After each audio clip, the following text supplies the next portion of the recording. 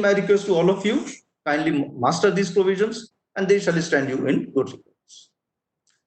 Ultimately, the bigger picture has to be kept in mind. As I said earlier, you have to prepare yourself that you are able to discharge your functions properly and not only clear the departmental exam. और जब आपके पास एक हो जाएगा तो confidence होगा. Of course it is very much doubtful इस साल एग्जाम्स होंगे नहीं होंगे, but you should not think too much into that. होंगे नहीं होंगे, that is a different aspect. If you are prepared, you are able to appear for the exams at any point of time. Of course आजकल जैसा system चल रहा है, जैसे कि सर ने भी बताया होगा आपको, ऑनलाइन सारे डिपार्टमेंटल एग्जाम्स होने जा रहे हैं. DT1 is the member of the committee which is into looking into online departmental exam facilities. So we are quite hopeful that from this year onwards, if the departmental exams are held, they shall be held in an online mode. और जो भी pattern होगा most likely it is going to be objective. मैंने departmental exam पास किए थे 10-12 साल पहले. I think it was more than 12 years old. और then all the papers used to be of a conventional nature. सारे descriptive papers होते थे. Now the pattern is objective. लेकिन पैटर्न से आपको कोई घबराने की जरूरत नहीं है. Whether it is objective, whether it is conventional, whether it is of A exhaustive type, if you are having command over the subject, income tax act, income tax rules, the accountancy aspect, the allied laws and the other papers, so then you can easily appear for them. So whatever pattern is adopted, you are able to follow that. Only thing is that while you are studying, your entire focus and concentration should be on the what you are studying, so that your command over the study material is perfect. Okay. Amikal sir, I can see that now 33 participants have already come and it is 2:27. I have 1 hour to spare to teach. In fact, sorry, I have 1 hour to teach. I shall begin proceedings in right earnest. मेरे को section 10 allot कर दिया गया है पढ़ाने के लिए. Section 10 जो है it's quite a big section. कहने को एक सिंगल सेक्शन है, but if in case you are having the act before you, you flip through the pages and you will find that it is of running into 25-30 pages, I suppose. So it is a fairly long section, but it is perhaps one of the most important sections in the income tax act. Why I'm saying so?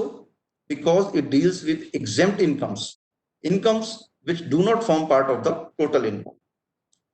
आपके काफी classes अब तक हो चुके हैं और in the previous sessions I have been told that all of you have gone through the basic definitions, the मतलब basic definitions of all the major terms that we use in the income tax act.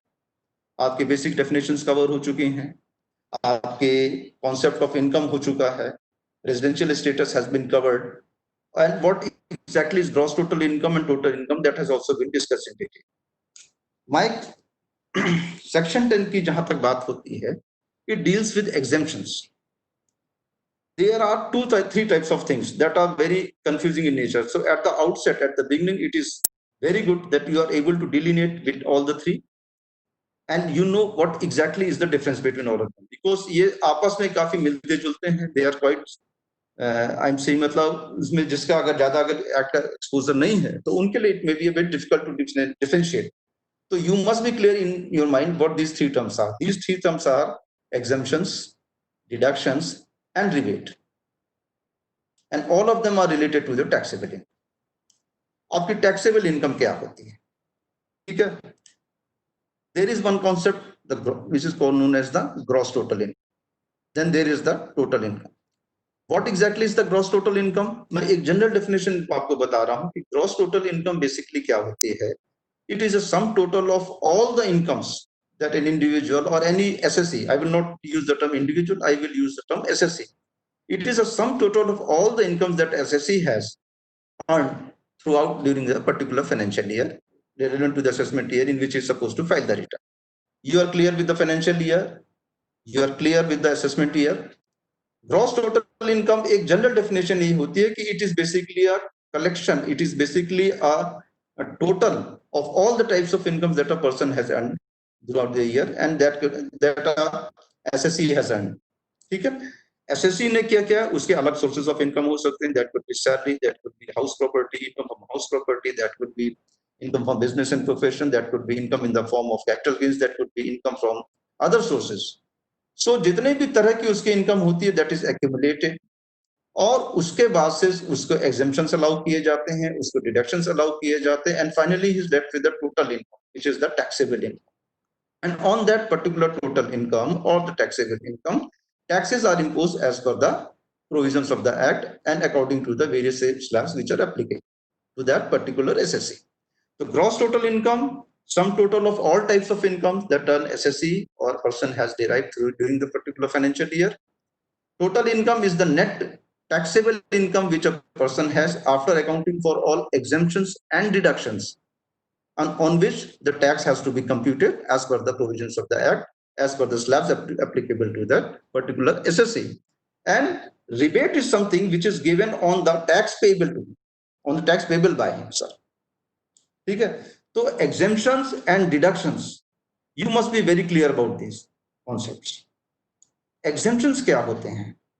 Exemptions which are being dealt in section 10, which I am going to discuss with all of you. Exemptions are primarily those types of incomes which are just not considered at all while computing the taxable. ठीक है ना? So basically it is a particular type of income. Normally what we happens, every person has income from any source of income that is aggregated and that forms part of gross total income. Likewise we will do in this case also. From that gross total income, what we do, we deduct first and foremost the exempt incomes as stated in section 10. Exempt incomes are those which are not taxable at all. I repeat, exempt incomes are those. Exemption means, exempt means to give a Hindi में उसको क्या कहते हैं, छूट देना, यानी कि exempt करना कि हमने आपको exempt कर दिया, you are exempted from attending office, यानी कि आपको ऑफिस अटेंड करने से छूट दी जा रही है. Just an example I am quoting. और exemption क्या है? इनकम टैक्स एक्ट के कॉन्टेक्स्ट में उसको कैसे कहेंगे कि exempt income is what which is not considered at all while computing your taxable. यानी कि कोई ऐसा सोर्स ऑफ इनकम है कि जिसकी इनकम को हम अकाउंट फॉर नहीं करेंगे while computing gross total income या while computing taxable income, that will become exempt income in the hands of the SSC. यानी कि उसका जो सोर्स है, that is basically a source of income which is exempt, which is prohibited or which is excluded from being included in the taxable income of any SSC. ठीक है ना? एक मैं फिर इसको हिंदी में भी एक्सप्लेन कर देता हूं. एग्जेम्प्ट इनकम या वो छूट वाली इनकम, वो इनकम हो कि मान ले वो स्रोत होगा कि जिसकी इनकम को हम टैक्सेबल इनकम का पार्ट नहीं मानते. Of course gross total income में जब हम कैलकुलेट कर रहे होंगे तो ग्रॉस टोटल इनकम में पहले उसको इंक्लूड किया जाएगा, लेकिन उसके बाद उसको एग्जेम्प्ट इनकम है, उसको इनकम टैक्स एक्ट में छूट मिली है कि उस पर किसी भी तरह का कर ना लगाया जाए. अकॉर्डिंगली उस एग्जेम्प्ट इनकम को उस सेक्शन, उस ग्रॉस टोटल इनकम से हटा दिया जाता है. ठीक है ना? तो that is the basic difference. यानी कि it is the exemption is given on the basis of source of income itself. अब डिडक्शन क्या है? ठीक है ना? सेक्शन 10 में तो आपके एग्जेम्पशंस आ गए. Deductions are of two types. Deduction आपको इंडिविजुअल हेड्स ऑफ इनकम में भी अलाउड होते हैं और आपको एटीसी के जो नॉर्मली, जैसे हम नॉर्मली क्या बात होती है कि हम कहते हैं डिडक्शन ले लिया, तो चैप्टर 6A का डिडक्शन है, एटीसी के तहत जो भी डिडक्शन परमिसिबल हम उनको जानते हैं कि हमने किसी पर्टिकुलर इन्वेस्टमेंट किया जिसको एटीसी में मान्यता मिली है. We made some investment in certain instrument which is provided under section 80C or broadly under chapter 6A. If you make investment in of this kind, then from your gross total income you will be allowed deduction. Of course there are certain limits which are prescribed. If within that particular limit, if you exceed that particular limit of deduction, it will be limited to that particular limit. And if you make investment less than the permissible limit, that entire amount invested shall be allowed in total. यानी कि उसकी एक सीमा निर्धारित की जाती है कि अगर उसके बियॉन्ड आपने इन्वेस्टमेंट किया तो वो जो निर्धारित सीमा है उसी पर रिस्ट्रिक्ट कर दिया जाएगा. और अगर आप निर्धारित सीमा से कम इन्वेस्टमेंट करते हैं तो जो आपका एक्चुअल अमाउंट ऑफ इन्वेस्टमेंट है वो आपको डिडक्शन के रूप में अलाउ किया जाएगा. That is provided under chapter 80C section 80C और चैप्टर 6. इसके अलावा अलग अलग हेड्स ऑफ इनकम में भी डिडक्शंस परमिसिबल हैं. बिजनेस ऑफ इनकम में भी आपके काफी डिडक्शंस अलाउड होते हैं, बिजनेस इनकम में भी, अदर सोर्सेज में भी, कैपिटल गेन में भी. तो ये सारे जो सोर्सेज ऑफ इनकम हैं, हर सोर्स ऑफ इनकम में भी डिडक्शंस अलाउड हैं. और उसके बाद अकाउंट फॉर्म करने के बाद जो फाइनल इनकम बचती है आप उसमें चैप्टर 6A का भी डिडक्शन ले सकते हैं. तो deductions are basically allowed on the basis of investment made और any payment which is made by the assessee. यानी कि एसएससी ने अलग अलग हेड्स ऑफ इनकम में कोई पेमेंट किया है जिसके लिए कोई डिडक्शन अलाउबल है एज पर द एक्ट, और he has made certain investment under section 80C और ब्रॉडली अंडर चैप्टर 6A कि जिसके बेसिस पे उसको डिडक्शन परमिसिबल है up to a certain limit. तो now the concept must be clear in your mind कि exempt income under section 10 are those incomes which are exempted, which are totally excluded from being taxed at all। यानी कि अगर किसी particular आदमी की कोई source of income ऐसी है जिसको सेक्शन 10 में प्रिस्क्राइब किया गया है, तो सोर्स ऑफ इनकम से अगर कोई इसको इनकम प्राप्त हो रही है, that in totality would be allowed to be exempt in his hands. इसके बाद क्या होता है, आपकी जो डिडक्शंस हैं, deductions are permissible on the basis of which are payments which are made by an SSC और investments which are made by him. तो ये एक ब्रॉड डेफिनेशन इनके बीच में डिफरेंस है, but this must be very clear to all of. exemptions are there, deductions are there। now what is rebate? rebate basically क्या होता है, जो आपका फाइनल टैक्स पेबल होता है उस पे कोई छूट आपको मिलती है कि नहीं, इससे आपको इतने परसेंट का रिबेट अलाउड होगा एप्लीकेबल टू सर्टेन एसएससीज, तो वो that is allowed on the basis of tax payable. इसमें इन्वेस्टमेंट का कोई क्राइटेरिया नहीं, डिडक्शन का कोई क्राइटेरिया नहीं है, इसमें सोर्स ऑफ इनकम का कोई क्राइटेरिया नहीं है, दैट इज जनरल कि ये रिबेट आपको मिलेगी। तो rebate is from the total tax payable by an SSC.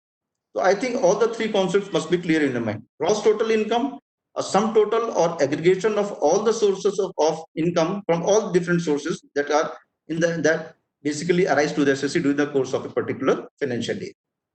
After making arriving at the gross total income, first and foremost we reduce the exempt income as provided under section 10, which are exempt from taxation in itself। तो उन exempt income को हटा देते हैं, उसके बाद फिर deductions allowed किए जाते हैं एज पर चैप्टर 6 से। अगर इंडिविजुअल हेड्स ऑफ इनकम है उनके तहत भी उसमें डिडक्शन अलाउड होते हैं। And finally we are left with the total income और which is known as the taxable income and on which tax is computed as per the rates prescribed for different slabs of SSC in the income tax act, और उसके basis पे आपकी tax liability compute होगी। So this is the primary difference. तो section 10 जो है it is a very important section, in per it is one of the most important sections in income tax act, कि ये आपको बताता है कि आपके पास किस तरह कौन सी ऐसी इनकम्स हैं जिनको पूरी तरह से टैक्स में छूट प्राप्त है, विच आर एग्जाम्प्ट टोटली। ठीक है, आई शैल नाउ बिगिन। अब मैं अपनी स्क्रीन शेयर कर रहा हूं उसमें आपसे, तो हम वन बाय वन करके सेक्शन इसमें सारे इसके स्टडी करेंगे। It is a very big section, 3 sessions मेरे को असाइन किए गए हैं, तो I shall be discussing the more important ones. Of course मैं आप सबसे रिक्वेस्ट करूंगा कि आप जब भी पढ़िए तो पूरे इसको एक एक सब सेक्शन को आप थॉरोली पढ़िए, क्योंकि ऑब्जेक्टिव टाइप के पेपर में आपके कहीं से भी कोई क्वेश्चन पूछा जा सकता है। ठीक है ना, I shall discuss all the important sections because if I discuss entire section 10 that will take a lot of sessions. मैं सबसे रिक्वेस्ट करूंगा कि एक दो सेशन और भी असाइन हो जाए, तो but for the time being अभी 3 सेशन अलॉट किए गए हैं, तो I shall discuss the most important ones. अच्छा, मैं आपसे जो क्वेश्चंस वगैरह होंगे जब मेरे तीनों सेशन या चारों सेशन खत्म हो जाएंगे, तो उसके बाद फिर मैं एक सेशन लूंगा जिसमें कि I shall discuss the questions. In between what I want all of you to do, whatever I teach today, you should go home, you should take out your books। Books क्या लेंगे आप, income tax act निकालिएगा, आप उन section को उसी chronological order में पढ़िए और उनको अच्छी तरह से आत्मसात करने, try to incorporate and imbibe yourself and master them. और in case you have any difficulty तो आप मेरे को उसमें चैट बॉक्स में डाल दीजिएगा कल, तो आई कैन आंसर देम। दूसरी चीज ये है, आपको सेक्शन सब सेक्शन सारे पढ़ने हैं, क्रोनोलॉजिकल ऑर्डर में पढ़िए, डू नॉट स्किप एनीवन, क्योंकि आपने कोई चीज आपने छोड़ी वो एग्जाम में आ गई तो that will be very counter productive, तो that I do not want. You have to, so you are having plenty of time at your disposal. अभी एग्जाम्स आपकी एटलीस्ट 4-5 मंथ्स नहीं होने हैं, अगस्त सितंबर में अगर होते हैं तो you are having plenty of time at your disposal. तो your attempt and endeavour should be to study all the provisions of that. ठीक है ना, तो आप सेक्शन 10 को आप ढंग से, क्योंकि ये मैंने आपको बताया कि बहुत ही इंपॉर्टेंट सेक्शन है, इसमें अगर किसी की इनकम आ रही है तो उसको पूरी तरह से छूट प्राप्त है। ठीक है ना, अब मैं अपना स्क्रीन शेयर, तो I shall be discussing the sections one by one and then in the course of time you will be able to follow from that.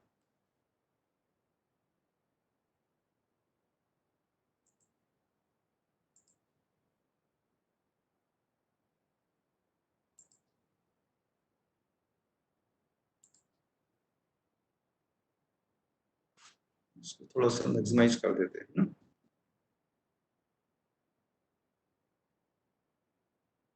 ठीक है, सो सेक्शन 10 जो है आपका चैप्टर 3 से आता है, incomes which do not form part of total income, incomes not included in total income, ठीक है ना। इसको थोड़ा सा मनीष, इसको जैसे ये सर का ये वाला रहेगा क्या इसमें, क्योंकि इससे ये थोड़ा सा ना ऑब्स्ट्रक्ट हो रहा है।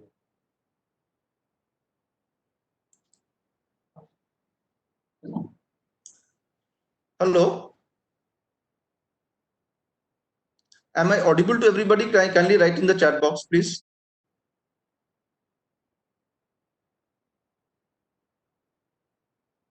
बंद कर देते हैं।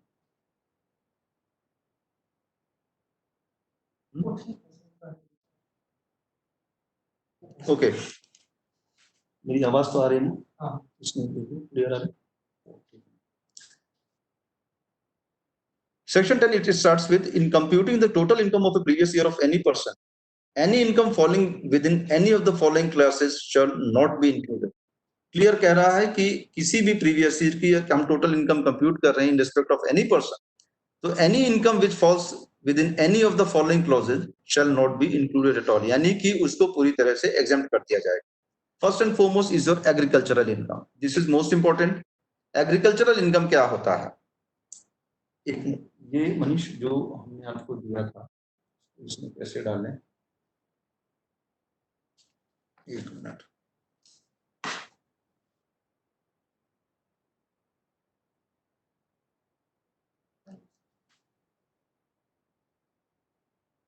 ये वाला जो था ना, ये एक रूल वाला जो था, इसको हम चाह रहे थे यहाँ पे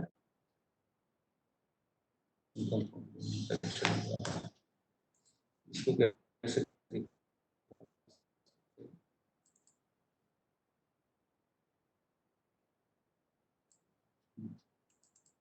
इसके बाद वाला नेक्स्ट वन।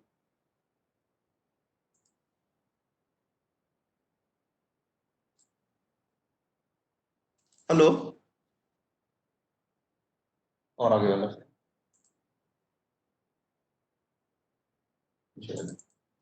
ये वाला ठीक।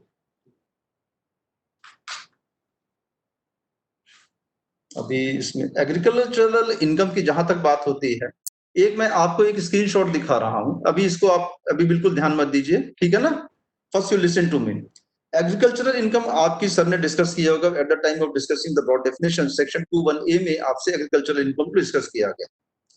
तो एग्रीकल्चरल इनकम की वेरी वाइड डेफिनेशन है, तो आपको मेरे ख्याल से most of that must be clear to you कि इसमें क्या क्या चीजें आती हैं, क्या क्या चीजें नहीं आती। प्राइमरली ये होता है कि जब सेक्शन 21A कहता है आपका कि किसी भी तरह का रेंट या revenue which is derived from land and which is situated in India and used for agriculture purpose, यानी कि कोई लैंड अगर एग्रीकल्चरल पर्पस के लिए इस्तेमाल हो रहा है, इंडिया में सिचुएटेड है, तो उसे किसी भी तरह का रेंट या रेवेन्यू डिराइव किया जाता है, तो that will form part of income, agricultural income. फिर किसी भी तरह का एग्रीकल्चरल लैंड जो इंडिया में सिचुएटेड है, उस पर एग्रीकल्चरल एक्टिविटीज के द्वारा whatever is earned through by means of agriculture, और एग्रीकल्चर की जो नॉर्मल क्या क्या कंडीशंस होती हैं, मतलब tilling of soil, sowing of seeds, irrigation, watering, उसके बाद उसमें यूज ऑफ पेस्टिसाइड्स, फिर उसकी हार्वेस्टिंग, तो ये सारे प्रोसेस आपके एग्रीकल्चर में आते हैं। तो कोई भी इनमें एक्टिविटी परफॉर्म किया जाता है तो that will constitute as agricultural activity. फिर उसके बाद जो कल्टीवेटर है, कल्टीवेटर यानी कि जो फार्मर है, या receiver of rent in kind, मान लीजिए किसी को रेंट इन काइंड क्या होता है कि जो प्रोड्यूस हुआ, एग्रीकल्चरल प्रोड्यूस हुआ, उसी को रेंट के रूप में, उस रूप में किसी को दिया जाता है, which is to the owner of the land. अब rent of receiver of rent in kind or the cultivator of the land खाली हार्वेस्टिंग करके उसको अपने पास रख लेगा तो that will not be and total agricultural income. उसके बाद उसमें कोई फर्दर ऑपरेशन करता है to render that produce fit to be taken to the market, तो that will also come under the category of agricultural process. और उसके बाद वो कल्टीवेटर या receiver of rent in kind जब उसको मार्केट में बेचता है, तो जो भी उसको आय प्राप्त होती है, तो that will form part of agriculture. तो ये एक ब्रॉड डेफिनेशन है एग्रीकल्चरल इनकम की, कि जिसके तहत सेक्शन 21A में एग्रीकल्चर इनकम को डिफाइन किया गया।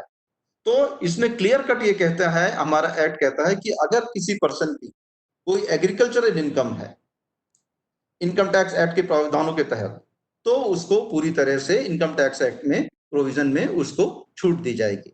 meaning thereby, if any person is having any type of agricultural income, as per the definition of agricultural income, which is provided in section 21A, so that agricultural income would be allowed as an exemption, as a total exemption to him while computing his taxable income. अब इसमें कई तरह की चीजें ऐसी हैं कि ये आपको तो ये तो ब्रॉड डेफिनेशन होगी कि अगर कोई एग्रीकल्चरल इनकम है तो that is excluded from the purview of the act.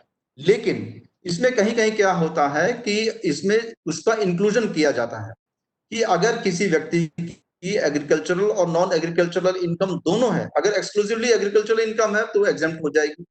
लेकिन अगर somebody is having both agricultural income as well as non agricultural income, in that case वो कैसे उसका टैक्स प्रोविजन किया जाएगा, कैसे उसका, ये आप लोगों के लिए जानना बहुत जरूरी है। Of course that is not provided in section 10 as such, लेकिन मैंने समझा कि इसको मैं आपको बता दूं कि इसमें देखिए 3 रूल्स ऐसे हैं जिनके बारे में आपको पता होना चाहिए कि अगर किसी की कोई कंपोजिट इनकम है, देखिए कई तरह की एग्रीकल्चरल एक्टिविटीज में कई आता है, कोई रबर प्लांटेशन का काम कर रहा है, कोई टी प्लांटेशन का काम कर रहा है, या किसी भी तरह का कॉफी का प्लांटेशन का काम कर रहा है, तो ब्रॉड एग्रीकल्चरल एक्टिविटी।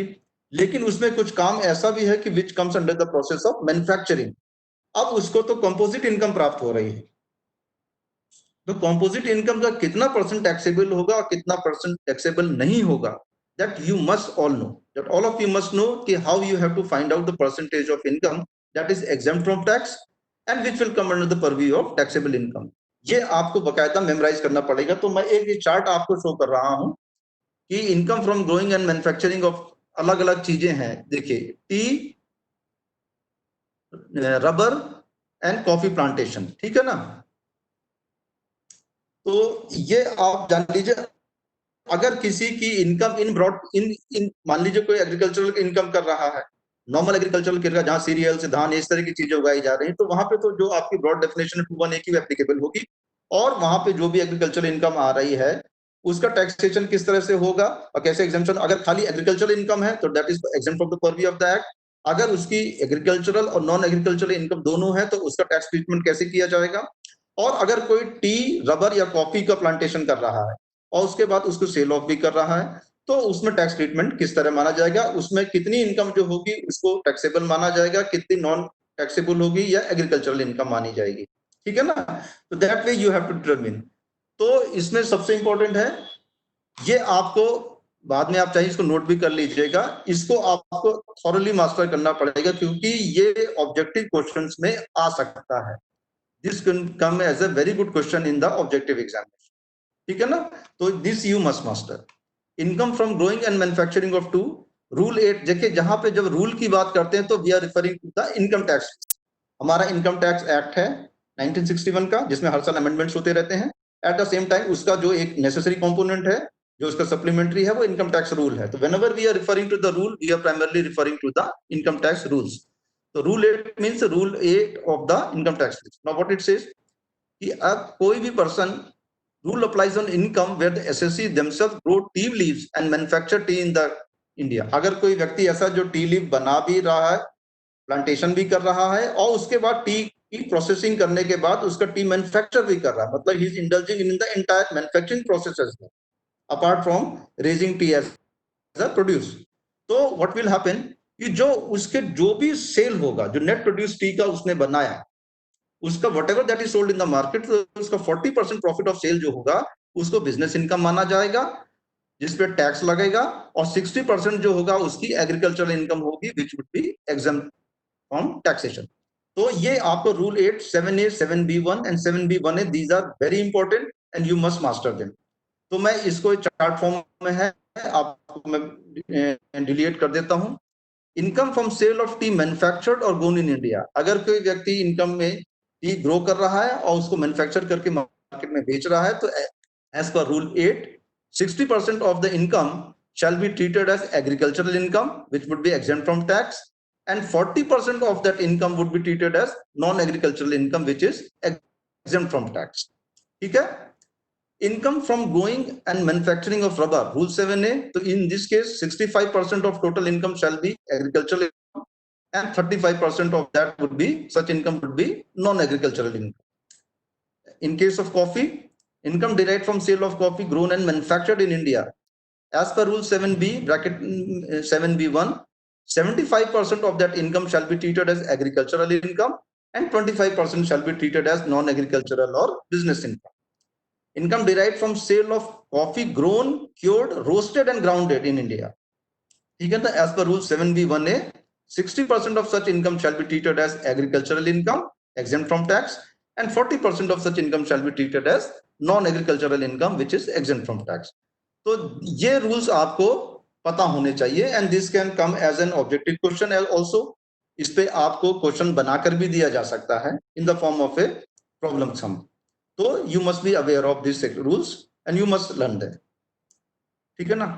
अब जहां पे where there is combination of agricultural and non agricultural income, अब जहां पे किसी व्यक्ति के पास या एसएससी के पास, अब एसएससी की डेफिनेशन में आपके broadly individual, HUF, AOP, BOI जो भी है, ये एप्लीकेबल होगा for this type of assessees only.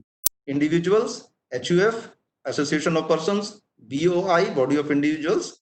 तो subject to the these conditions, अगर इन कैटेगरीज में से किसी की both agricultural as well as non agricultural income है, तो उसका टैक्स ट्रीटमेंट कैसे किया जाएगा ये मैं आपको बता देता हूँ. ठीक है. This is applicable to individuals when there is a combination of agricultural and non-agricultural income. Applicable to individuals, HUF, AOP, BOI and the conditions subject to the fulfillment of which this is allowable. ये सारी ये दो conditions fulfil होनी चाहिए हैं, तभी ये process आपको अलाउ किया जाएगा. पहला है तो net agriculture income must be greater than 5,000 rupees per annum, यानी कि इन पर्टिकुलर कैटेगरी के एसएससी की agricultural income, net agriculture income 5,000 से ज्यादा होनी चाहिए. एंड सेकेंडली,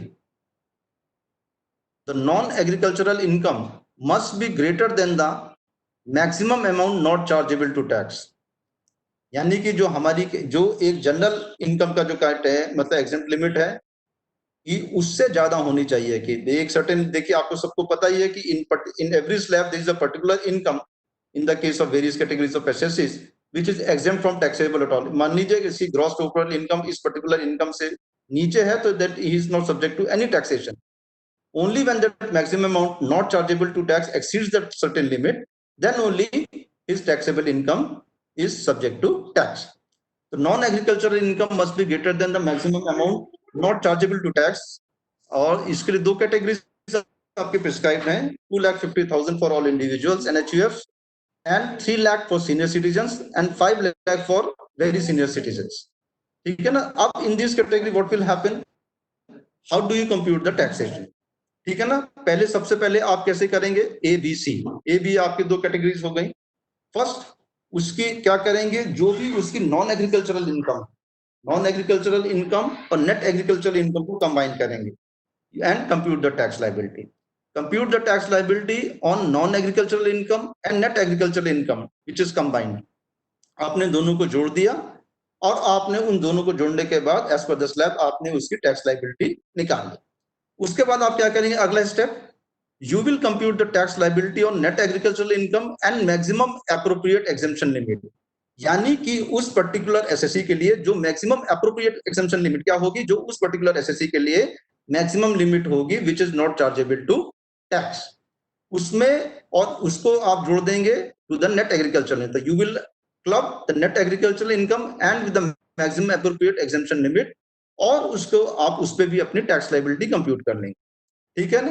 अब आप मान लीजिए जो टैक्स लायबिलिटी आई आपका बी और ए आई, ए माइनस बी को आप कर देंगे तो वो उसकी नेट टैक्स लायबिलिटी आ जाएगी. This sum would be further increase by surcharge and reduce by relief under section 87A and finally cess would be added.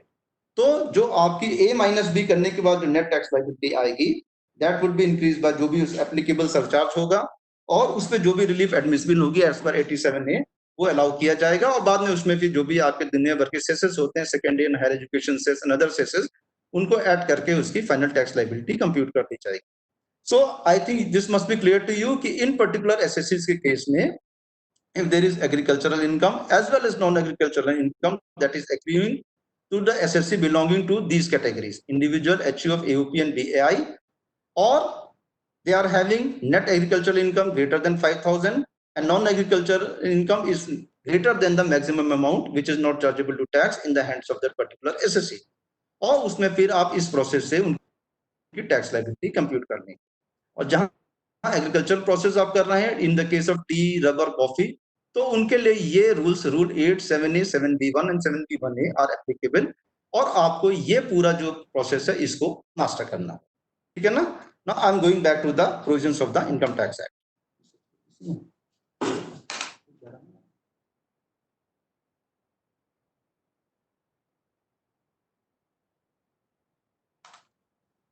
अब आपका आता है subsection 2, this is very also very important. Subject to the provisions of section 2 of section 64, any sum received by an individual as a member of a Hindu undivided family where such sum has been paid out of the income of the family, or in the case of any impartible estate where such sum has been paid out of the income of the estate belonging to the family. Now you must understand Hindu undivided family क्या है। एक मैं brief में आपसे discussion आप पे करूंगा कि बेसिकली HUF जो क्या है, it is a family which is comprising of individuals who have descended from a common ancestor, ठीक है ना, कॉमन एंसेस्टर से वो डिसेंड किए हैं। एंड उसके अलावा उसमें क्या क्या at it includes unmarried daughters and wives and also person and stranger who has been adopted in that family. यानी कि हिंदू अनडिवाइडेड फैमिली बेसिकली क्या है, वो एक समूह है जो कि एक कॉमन एंसेस्टर से डिराइव है, डिसेंड किए हैं, एक वंशज हैं, और वो सारा क्युमुलेटिवली हिंदू अनडिवाइडेड फैमिली में आएंगे। उसके अलावा वो उसमें इंक्लूड करेंगे अनमैरिड डॉटर्स, अविवाहित पुत्री अगर है तो वो भी उसका पार्ट होगी, और जो करता है जो उनके जो मेंबर्स हैं उनकी वाइफ्स हैं वो भी those shall also be part of the Hindu undivided family. इसके अलावा अगर किसी व्यक्ति का अडॉप्शन किया गया उस फैमिली में, स्ट्रेंजर यानी कि किसी अजनबी व्यक्ति का या बाहर से फैमिली के बाहर के किसी व्यक्ति को उसमें लीगली अडॉप्ट किया गया है, तो that adopted stranger will also become a part of that Hindu undivided family. ये एक बेसिक हिंदू अनडिवाइडेड फैमिली का कॉन्सेप्ट है जो कि इनकम टैक्स एक्ट में जिसको एक अलग तरह से टैक्स एंटिटी की तरह ट्रीट किया जाता है। अब प्राइमरली इंडिया में आप ये जस्ट नहीं समझिए कि दो systems of Hindu undivided families are there, one is the Mitakshara as per the Mitakshara law and another is as per the Dayabhaga law. तो जो दया भाग लॉ जो है वो बेसिकली दो ही स्टेट में एप्लीकेबल है, आसाम एंड वेस्ट बंगाल। तो दया भाग family law is applicable in the state of Assam and West Bengal. So where any Hindu undivided family is living in these places, that shall be governed by the Dayabhag School of Law. In other parts of the country, excluding Assam and West Bengal, the Hindu undivided family will be treated as coming under Mitakshara School of Law. यानी कि मिताक्षरा में हो गया, दयाभाग में हो गया, waste Bengal और असम की HUF, मिताक्षरा में हो गया in any part of the country excluding West Bengal and Assam. तो हिंदू अनडिवाइडेड फैमिली में बेसिकली कॉन्सेप्ट क्या होता है कि अगर उसकी कोई इनकम है किसी व्यक्ति की, एनी कोई इंडिविजुअल है who is a member of the Hindu undivided family, और उसको कोई इनकम प्राप्त होती है, वो इनकम उसको कहां से प्राप्त हुई है, out of the income of the family, ठीक है। अब इसका ब्रॉडली समझिए कि वो देखिए HUF की फैमिली को तो टैक्सेशन हो गया, टैक्सेशन होने के बाद जो नेट इनकम बची उसी से तो उसको शेयर मिल रहा है, ठीक है ना। अब वो शेयर चूंकि ऑलरेडी एक टैक्सेबल इनकम के बाद है तो इसलिए उसको डबल टैक्सेशन नहीं किया जा सकता, since it has already been taxed in the hands of the HUF and after taxation whatever residual income is left that is divided among the members of the family. तो अगर as member of Hindu undivided family उसको कोई मिलता है तो that income is has been paid out of the net income remaining after tax has been paid on the income of the HUF। तो naturally जब उसके टैक्सेशन होने के बाद हो गया तो दोबारा अगर उसमें फिर इनकम पर टैक्स होगा तो that would be not be justified and that will amount to double taxation. Accordingly कोई भी इनकम किसी व्यक्ति को फैमिली की इनकम से प्राप्त होती है तो that is not subject to taxation. Impartible estate क्या है? इम्पार्टिबल एस्टेट बेसिकली क्या है? Any property which belongs to the HUF जिससे किसी भी तरह की कोई आय प्राप्त हो रही है, तो नेचुरली उससे कोई आय प्राप्त हो रही है, उस पर ऑलरेडी टैक्सेशन हो गया, उसके बाद उसका शेयर डिटरमिन हो रहा है, तो any income which arise out of the impartible estate तो वो भी that will not be subject to taxation. तो ये सबसेक्शन 2 है आपका। सबसेक्शन 2 है, this is very important, this basically relates to partner of a firm. In the case of a person being a partner of a firm which is separately assessed as such, his share in the total income of the firm. अब इसमें क्या है, explanation इसका आप पढ़िए. For the purposes of this clause, the share of a partner in the total income of a firm separately assessed as such shall, notwithstanding anything contained in any other law, be an amount which bears to the total income of the firm the same proportion as the amount of a share in the profits of the firm in accordance with the partnership deed bears to such profits. अब सबसे पहले आपको जानना इसमें जरूरी हो जाता है कि पार्टनरशिप फर्म क्या है, what exactly is a partnership firm, और उसका कैसे हमारा टैक्सेशन किया जाता है. मैं ब्रॉडली आपको एक बात बताता हूँ कि टैक्स जैसे आप जब आपको अलग कैटेगरीज पढ़ाई जा रही होंगी, 231 में पर्सन की डेफिनेशन है, तो उसमें आपने देखा होगा, एक मिनट,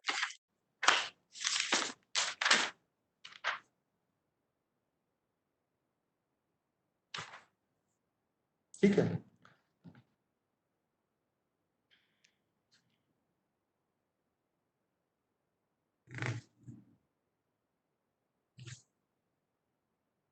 देखिए सेक्शन 27 में एसएससी की डेफिनेशन है. वो बेसिकली क्या कहते हैं कि any person by whom any tax or any other sum of money is payable under this act. एक ब्रॉड डेफिनेशन है कि कोई भी ऐसा व्यक्ति जिसके द्वारा इनकम टैक्स एक्ट के किसी प्रोविजन के तहत एक कोई भी टैक्स पेबल बनता है तो that would be an SSC. और उसकी एक इंक्लूसिव डेफिनेशन भी है कि अगर मान लीजिए कोई और व्यक्ति है जिसके बिहाफ में उसका टैक्सेशन होना है, या any person is deemed to be an assessee as per any provision of the act, or any person deemed to be an assessee in default and any provision of this act. तो broadly speaking ये assessee की एक broad definition है कि जिसके तहत कोई भी तरह का टैक्स अगर उसके खिलाफ कंप्यूट किया जाता है या एनी प्रोसीडिंग उसके अगेंस्ट इनिशिएट की जाती है as per the provision of the act, तो that person will become an assessee as per section 27. अब एसएससी में बेसिकली बात करता है वो पर्सन, तो who exactly is a person as the income tax act, that is provided under section 231. और उसमें आपकी अलग अलग कैटेगरी स्पेसिफाई की गई हैं, individual, HUF, company, firm, AOP, BOI, whether incorporated or not, local authority and every artificial juridical person. यानी कि ये 7 कैटेगरीज प्रिस्क्राइब की गई हैं कि जो कि पर्सन में मानी जाएंगी. और चूंकि पर्सन जो है that would be necessary if अगर वो पर्सन इनकम टैक्स एक्ट के किसी प्रोविजन के तहत आता है, अगर उसको कोई टैक्स पेबल है या कोई प्रोसीडिंग उसके खिलाफ इनिशिएट की गई है as per the provision of the income tax act, या he is deemed to be an SSC as per the provisions of the act, or he is deemed to be an SSC in default as per the provisions of the act. So any person who falls under these categories will become an SSC for the purpose of income tax act. तो 27 में वो SSC बन जाएगा. अब person की definition में आपने देखा क्लियर कट यहाँ पे फर्म का मेंशन किया गया, यानी कि firm, a partnership firm is a separate taxable entity as per the income tax act. अब पार्टनरशिप फर्म क्या होती है? पार्टनरशिप फर्म को ब्रॉडली समझ लीजिए कि मान लीजिए कोई 3-4 लोग हैं, दो मिनिमम 2% शुड बी देयर, 2 या 2 से ज्यादा व्यक्ति आपस में एक कॉन्ट्रैक्ट कर लेते हैं, एक लीगली बाइंडिंग कॉन्ट्रैक्ट कर लेते हैं कि हम एक पर्टिकुलर ऑब्जेक्ट के लिए या पर्टिकुलर काम के लिए हम लोग साथ में आएंगे and we will do that particular work. That particular work as per the provisions of the income tax act has to be any business or profession, किसी भी तरह का, कि for the purpose of earning any income, कि वो आपस में आते हैं, they come into an understanding with each other and they formalise it in writing कि हम एक पर्टिकुलर काम के लिए एसोसिएट हो रहे हैं और हम इसको काम करके we shall be earning income. तो इसका ब्रॉड कॉन्सेप्ट क्या होता है कि first and foremost what they need to do कि वो एक पार्टनरशिप डीड एग्जीक्यूट करते हैं. पार्टनरशिप डीड क्या होती है कि इसमें एक तरह का रिटन डॉक्यूमेंट है which is registered and signed by all the signed and executed by all the partners कि हम इस पर्टिकुलर काम के लिए एसोसिएट हो रहे हैं और इसमें हम क्या करेंगे. अब उसमें broadly before starting any business what do we need capital, we need working capital कि हमारे पास पूंजी होनी चाहिए कि जिससे हम किसी बिजनेस को या काम को शुरू कर सकें.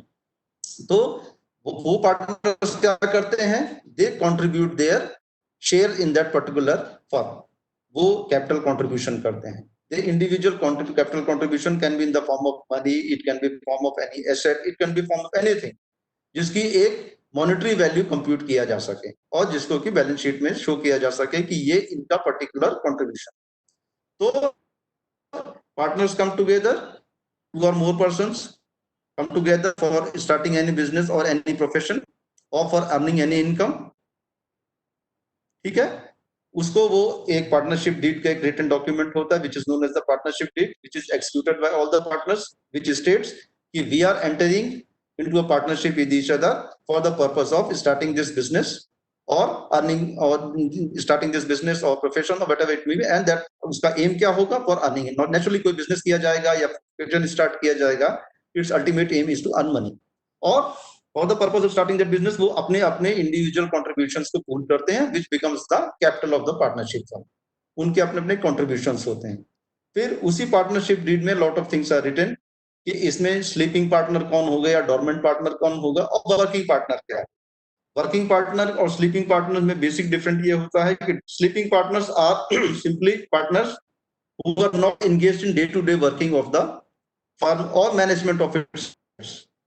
वो बेसिकली स्लीपिंग पार्टनर्स है कि भाई they have simply contributed their contributions, they simply contributed their capital to the partnership firm, और उसके बाद उनकी जो भी अर्निंग होती है as per the partnership deed उनको वो पेमेंट बाद में उसके आधार पे उनको इनकम प्राप्त होती है. वर्किंग पार्टनर क्या होता है?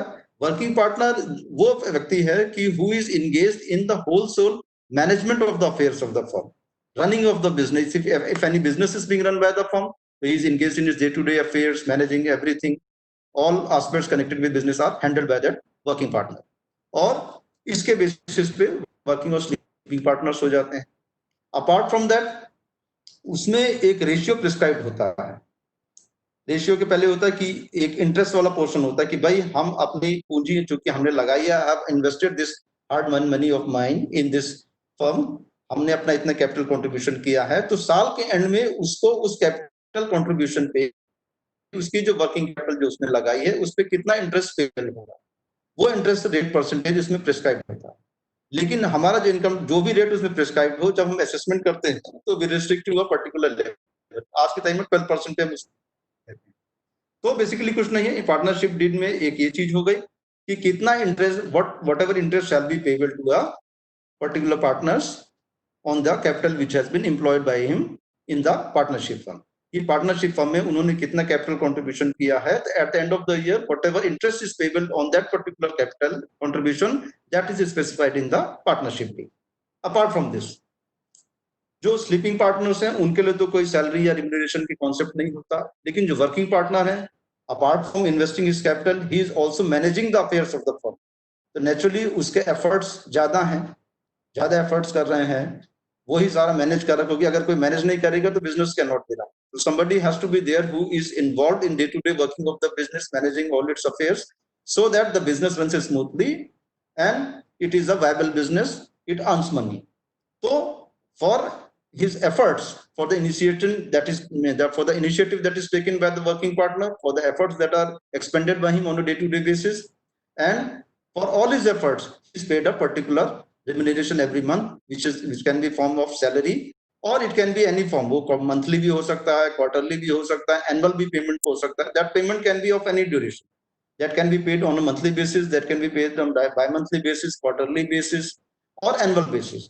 So whatever payment is given to that person, that will become his remuneration or salary. So that is also specified in the partnership deed. तो दो तरह के payment हो गए, interest on capital contributed by the individual partners, salary और remuneration to the working partners for the efforts expended by him.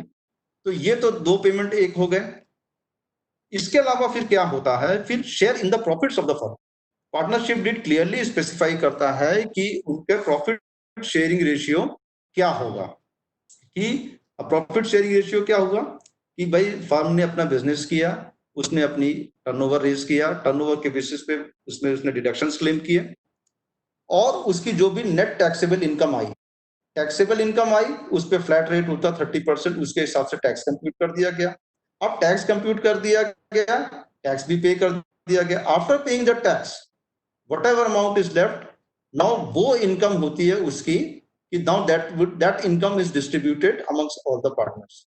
अब वो किस रेशियो में डिस्ट्रीब्यूट की जाएगी, that ratio is specified in the partnership deed, and that partnership deed clearly states कि whatever net income accrues to the firm after all the tax liabilities have been met, that net income would be divided among all its partners, and किस ratio में divide की जाएगी, that ratio is specified in the partnership. तो यहां आपको एक broad concept आपको partnership deed का क्लियर हो गया होगा। अब सेक्शन 2A सेज कि share of a partner in the total income of firm, ठीक है ना, separately assessed as such shall notwithstanding anything contained in any other law be an amount which bears to the total income of the firm the same proportion as the amount of his share in the profits of the firm in accordance with the partnership deed bears to such profit। यानी कि जो partnership deed में उसका share prescribed होगा, तो जो taxable profits आए after paying out वो इस प्रोपोर्शन में उसको डिवाइड कर दिए जाएंगे और उसके हाथ में वो एक्यूमुलेट हो जाएगा। तो चूंकि उस पे ऑलरेडी टैक्सेशन हो चुका है और टैक्सेशन के बाद जो नेट रेसिडुअल इनकम बच रही है उसी का डिवीजन हो रहा है as in the share as per the partnership deed, तो वो उसके हाथ में फर्दर टैक्सेबल नहीं होगा because that will amount to double taxation. So ये अब आपको क्लियर होना चाहिए कि अगर share of a partner in the total income of a firm, ठीक है ना, in the case of partner being a partner of firm which is separately assessed as such his share in the total income of the firm, कि उसका share क्या होगा total income का firm में, which bears to the total income of the firm the same proportion as the amount of his share in the profits of the firm in accordance with the partnership deed bears to such profit। कि जो specified होगा उसका partnership deed में उसके हिसाब से जो उसका शेयर निकल कर आएगा that would be exempt from taxation in the hands of the particular party। So this is a very important section that you must understand, ठीक है ना। तो ये तीन चीजें मैंने आज आपको भी एक्सप्लेन करी। अब मैं आपके पास आता हूं सेक्शन 4 में। In the case of a non-resident, any income by way of interest on such securities or bonds as the central government may, by notification in the official gazette, specify in this behalf, including income by way of premium on the redemption of such bonds, ठीक है ना, provided that for the purposes of this subclause, the government shall not securities or bonds on or after the first day of June 2002। यानी कि ये basically applicable है non resident के case पे।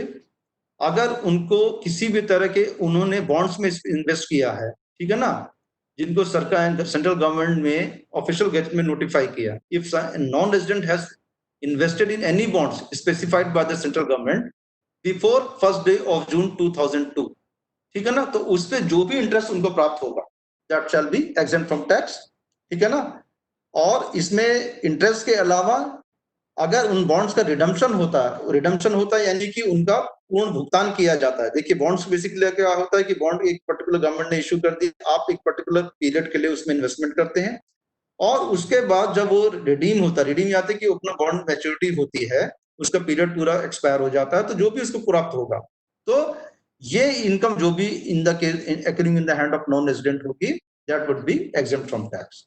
यानी कि लेकिन वो बॉन्ड्स सेंट्रल गवर्नमेंट के द्वारा नोटिफाई किए गए हों, नॉन रेजिडेंट ने उसमें इन्वेस्टमेंट किया हो, उस पर इंटरेस्ट प्राप्त हुआ हो या प्रीमियम प्राप्त हुआ ऑन रिडम्पशन, लेकिन गवर्नमेंट जो है 1 जून 2002 के बाद इस तरह के कोई भी बॉन्ड इश्यू नहीं करेगी, ठीक है। Subsection 2, any individual any income by way of interest on money standing to his credit in a non-resident external account in any bank in India in accordance with FEMA 1999 and the rules made thereafter, provided that such person is a resident outside India as defined in clause 2 of section of FEMA and is the person who has been permitted by the RBI to maintain the aforesaid account। यहां ये बात हो रही थी, ये non resident था। अब in this case क्या है, इंडिविजुअल की बात हो रही है। इंडिविजुअल कौन होगा, a person resident outside India as per section 2 of foreign exchange management act. देखिए यहाँ पे आप इसमें कंफ्यूज मत करिए रेजिडेंस की, अगर हम इनकम टैक्स एक्ट के हिसाब से नहीं इसमें रेजिडेंसी कैलकुलेट की जाएगी। The criteria of residency shall be considered as per the section 2 of foreign exchange management. और कोई भी व्यक्ति ऐसा है कि जिसका किसी भी तरह का किसी भी बैंक में इंडिया के फॉरेन एक्सचेंज मैनेजमेंट एक्ट की गाइडलाइंस के तहत कोई resident non resident external account अगर है और उस अकाउंट में जो भी बैलेंस है उस पर किसी भी तरह का इनकम इंटरेस्ट उसको प्राप्त होता है, तो in the hands of that particular individual, the interest on that balance amount in his standing to his credit in the non-resident account shall be exempt from tax, ठीक है ना। तो person should be resident as per section 2 of foreign exchange management act, RBI ने उसको allow किया है for opening that non resident external account in any bank in India. तो उस इनकम, उस अकाउंट में कोई भी इनकम होती है by way of interest on his balance in that particular account, तो वो इनकम जो है उस इंडिविजुअल के हाथ में एग्जेम्प्ट होगी in from taxation, that would be exempt from tax. Individual being a citizen of India और a person of Indian origin who is a non resident. अब यहाँ पे बात कर रहे हैं कोई इंडियन सिटीजन हो, इंडिविजुअल हो, and he should be a citizen of India, और person of India origin who is non-resident, कोई नॉन रेजिडेंट भी हो सकता है, but that non resident should be a person of Indian origin, ठीक है।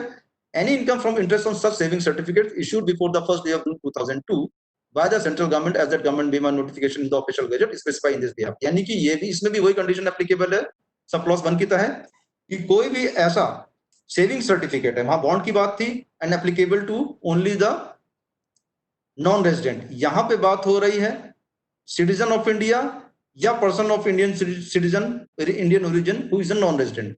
तो अगर वो किसी भी तरह के सेविंग सर्टिफिकेट्स में इन्वेस्ट करता है, but the date specified is the first June of day of June 2002 and the saving certificates have been issued by the central government and notified by it in the official gazette. तो इस तरह का कोई investment उसने कर रखा है, तो उसमें किसी भी तरह के उसकी इंटरेस्ट इनकम प्राप्त होती है, तो that would be exempt from tax in his hands, ठीक है ना। अब इसके लिए भी कंडीशन ये है कि he should have, that individual should have subscribed to such certificates in convertible foreign exchange remitted from a country outside India in accordance with the provisions of Foreign Exchange Management Act and any rules made thereafter, meaning thereby कि इसमें basic condition ये क्या है कि applicable to citizen of India or a non-resident who is a person of Indian origin. Certificates have been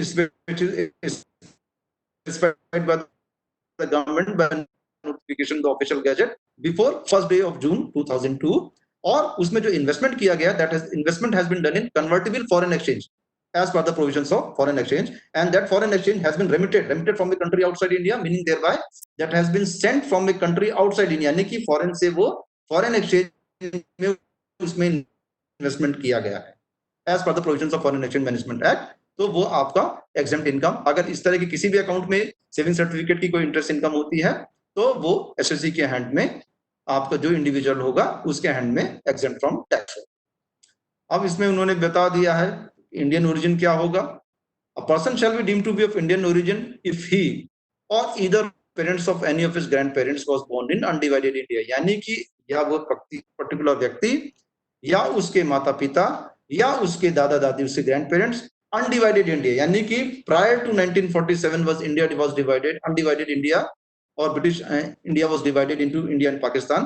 तो उसके पहले अगर अनडिवाइडेड इंडिया में कोई कहीं भी पैदा हुआ होगा, तो that person either he himself or any of his parents or any of his grandparents was born in undivided India, then that person shall be deemed as a person of Indian origin. Convertible foreign exchange कि जिसको which is being treated for the time being treated by the RBI as convertible foreign exchange for the purpose of foreign aid. ये basically कि RBI की guidelines के तहत अगर किसी foreign exchange को कन्वर्टिबल फॉरेन एक्सचेंज किया जाता है, माना जाता है for the purpose of foreign exchange management act, तो वो कन्वर्टिबल फॉरेन एक्सचेंज माना जाएगा, ठीक है। 4C है, ये लेटेस्ट अमेंडमेंट पिछले 2 सालों में आए हैं, 4C एंड 4D, इनको आप समझ लीजिए।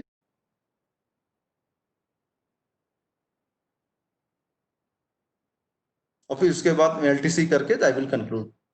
Any income accrued or arisen to or received by a specified fund as a result of transfer of capital asset referred to in clause 7AB of section 47 on a recognized stock exchange located in any international financial services center, and where the consideration for such transaction is paid or payable in convertible foreign exchange to the extent such income accrued or arisen to or is received in respect of units held by a non-resident. ये देखिए, जब मैं आपको बाद में, क्योंकि after section 10 and after business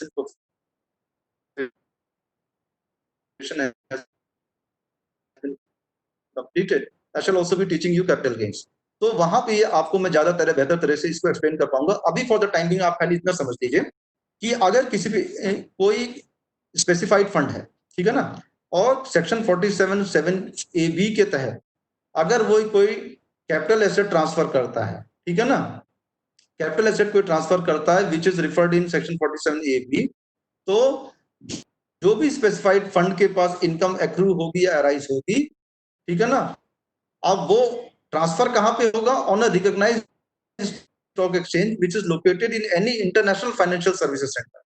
transaction होगा capital assets का एज पर सेक्शन 47(7)(a)(b), कहां पे होगा? On a recognised stock exchange in any international financial service centre. और उसके बेसिस पे, उस ट्रांसफर के आधार पे जो भी इनकम एक्रू होगी, अराइज होगी स्पेसिफाइड फंड, वो इनकम जो होगी as per section 10(4)(d) that shall be exempt from tax.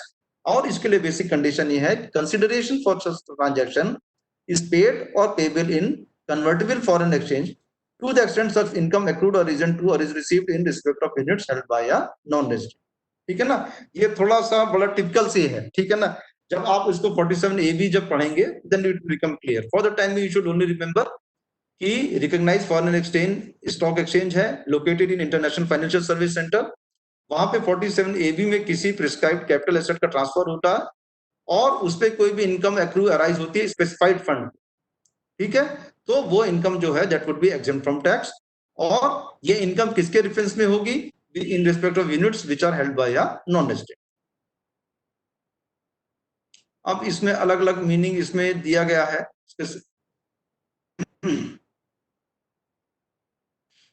अच्छा, इसमें 4C भी छूट गया, पहले मैं 4D कर लेता हूँ फिर 4C पे फिर से आ जाऊंगा, ठीक है ना। अब इसमें अलग अलग उसकी डेफिनेशन बताएगी। कन्वर्टिबल फॉरेन एक्सचेंज क्या होगी, जिसको आरबीआई ने ट्रीट किया है for the purpose of foreign exchange management act, जो हमने प्रीवियस सबसेक्शन में पढ़ा। मैनेजर का क्या रोल होगा? जो सेबी की गाइडलाइंस के तहत सेबी रेगुलेशंस हैं, ऑल्टरनेटिव इन्वेस्टमेंट फंड रेगुलेशन, उसके तहत जो भी उसकी डेफिनेशन स्पेसिफाई की गई है मैनेजर की, वो वहां पे मैनेजर की स्पेसिफाई होगी। Specified fund means a fund established or incorporated in India in the form of a trust or a company or a limited liability partnership or a body corporate, which has been granted a certificate of registration as a Category 3 alternative investment fund and is regulated under SEBI AIF Regulations 2012 under the SEBI Act 1992, which is located in International Financial Services Center, of all which all the units are held by non-residents other than units held by a sponsor or manager। Basically समझिए, हमारे यहाँ जो भी stock market है, ठीक है ना, stock market है, स्टॉक एक्सचेंज है, वो किसको गवर्न करता है? उसको गवर्न करता है securities and exchange board of India. Securities and exchange board of India एक एक्ट है, SEBI's act, securities and exchange board of India act 1992, उसके तहत सेबी का गठन किया गया है और उसका प्राइमरी मैंडेट है to oversee the working of all the stock exchanges and to ensure that company laws are followed by the all the companies.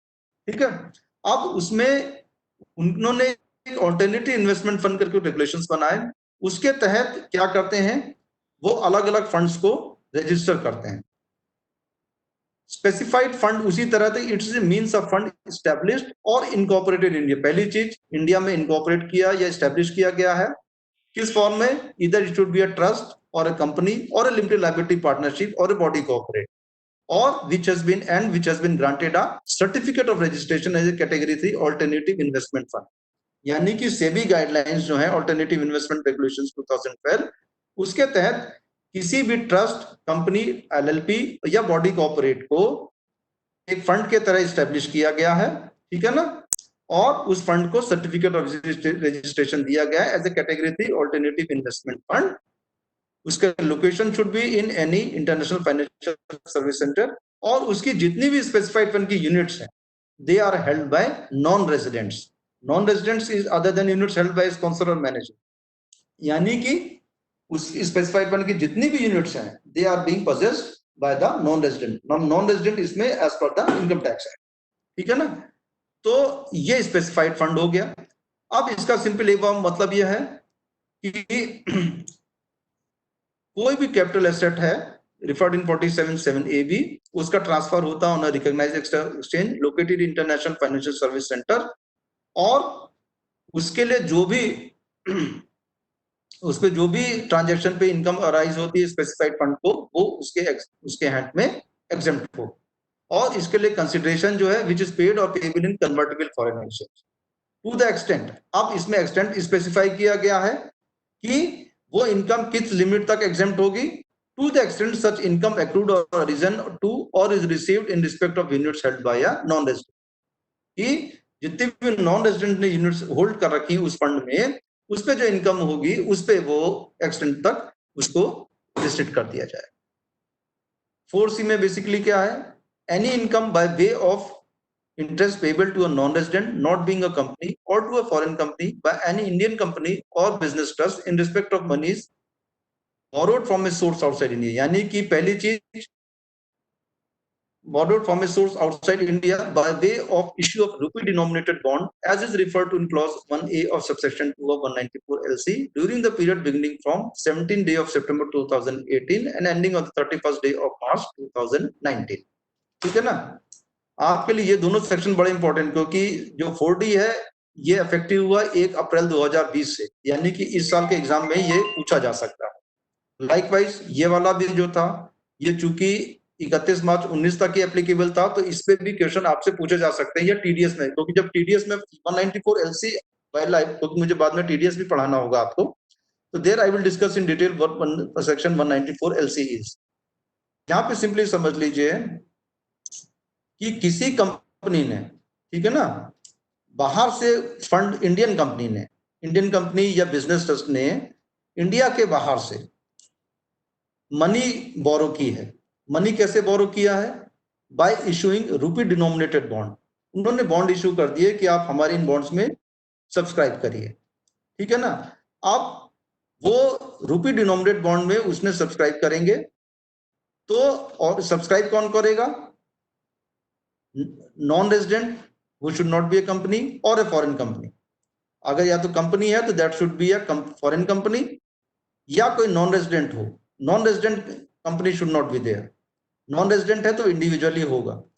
तो उन्होंने उस पे बॉन्ड्स पे इन्वेस्टमेंट किया, जो भी उन बॉन्ड पे उनको इंटरेस्ट पेबल होगा that would be exempt from tax.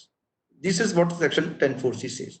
यानी कि एक कंपनी है, इंडियन कंपनी है, इंडियन ट्रस्ट है, बिजनेस ट्रस्ट है, who has issued rupee denominated bonds, और उसमें इसको सब्सक्राइब किया है किसी कंपनी ने, फॉरेन कंपनी ने, या किसी नॉन रेजिडेंट ने, not being a company.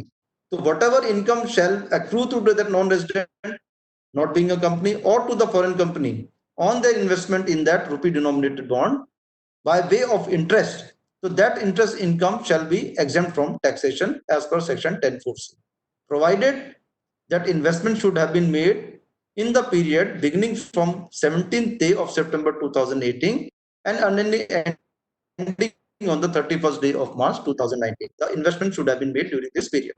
So when I shall be discussing TDS at a later stage, then I will discuss these sections in greater detail। तभी आपको जब कैपिटल वाला होगा तो ये वाला कॉन्सेप्ट आपको ज्यादा बेटर क्लियर होगा। अभी for the time being you should simply remember and memorise them. Okay,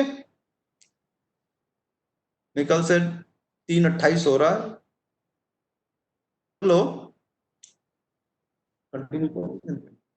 section 10(5) है इसका, ये थोड़ा इंपॉर्टेंट सेक्शन है, इसको मुझको थोड़ा डिटेल में डिस्कस करना पड़ेगा। मेरे ख्याल से 3:30 हो रहा है। This session is going to end soon, तो I shall be winding up my session today at this particular stage only, और उसके बाद फिर मैं आगे I shall continue tomorrow at 2:15 PM। Thank you everybody for having been patient enough to listen to me. I hope I have been able to disseminate whatever I knew to you, and I am quite sure कि you must have learn something in the process. लेकिन उसका benefit आपको तभी मिलेगा कि when you go back to your homes, you open the act and you go through these sessions all over again। Only once you, because here we are able to just teach you, the real learning will come when you go to your home, you open the act, you read that particular section, then it will become a lot more clear to you। Again, if you are having any problem, you are supposed to put that question to me in the chat box, and I can discuss them as long as you want